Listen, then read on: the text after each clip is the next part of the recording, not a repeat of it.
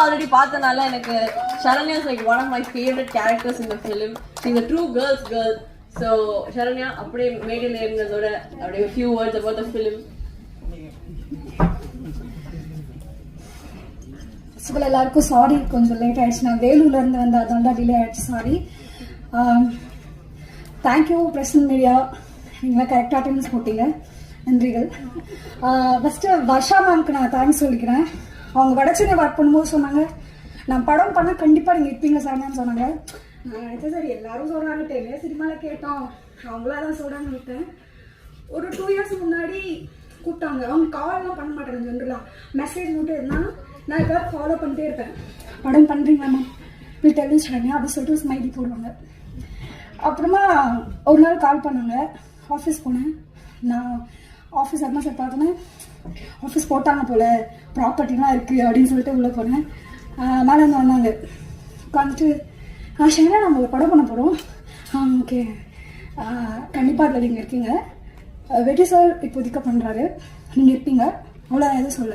ஆனால் நீங்கள் ரிஹர்சல் பண்ணுற மாதிரி இருக்கும், வர மாதிரி இருக்கும். எனக்கு நிறையலாம் ஆக்ட் பண்ண வேணாம், ஜஸ்ட் நீங்கள் வரணும். நீங்கள் பண்ணுவீங்க எனக்கு தெரியும், பண்ணிவிடுங்க, அவ்வளோதான். நான் வெளில போய்ட்டு யோசிக்கிறேன். ஒரு ஆஃபீஸில் ஜென்ரலாக கால் வருது வேறு, ஒரு பொண்ணு ஒரு படம் பண்ணுறாங்க, அவ்வளோ வருஷம் கழிச்சு ஞாபகம் வச்சு கூப்பிடுறாங்க. அதுக்கே நான் உண்மையாக ரொம்ப தேங்க்ஸ் சொல்லணும். நான் நிறைய ஃபாலோ பண்ணல, அவங்க எனக்கு எதுவுமே பண்ணல, அழகாக கூப்பிட்டாங்க, வாய்ப்பு கொடுத்தாங்க. ரொம்ப ரொம்ப ரொம்ப தேங்க்ஸ்.